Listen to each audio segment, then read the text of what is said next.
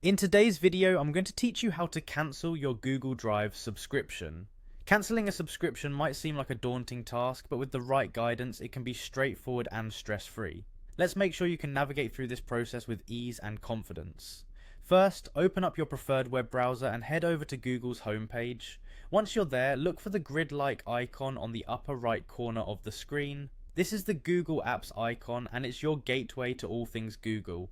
Click on this icon to reveal a drop-down menu filled with various Google services. From this menu, click on the Drive icon. This will take you to your Google Drive, where all your stored files and documents reside. Once you are in Google Drive, locate and click on the Get More Storage option. This is usually found towards the bottom of the left-hand panel. By clicking on this, you'll be directed to a new page that allows you to manage your subscription details.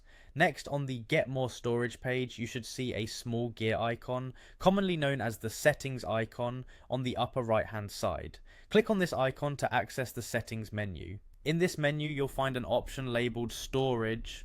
Go ahead and click on Storage to proceed further. Now this is where we get to the important part. Under the storage section, you'll see an option for Cancel Membership. This button is the key to cancelling your subscription. Take a moment to locate it, and when you're ready, click on it. After clicking, you'll be prompted to confirm the cancellation. This is a confirmation step to ensure that you really want to proceed with the cancellation. Be sure to review the details and any implications, like the potential loss of additional storage after your subscription ends. Once you've read through and are certain about your decision, go ahead and confirm the cancellation. And there you have it, you've successfully cancelled your Google Drive subscription. With just a few simple steps, you managed to navigate through the process effortlessly. Remember, it's always good to keep track of your subscriptions and manage them according to your needs. If you ever need to resubscribe, you can always go back and opt for a new storage plan that suits you.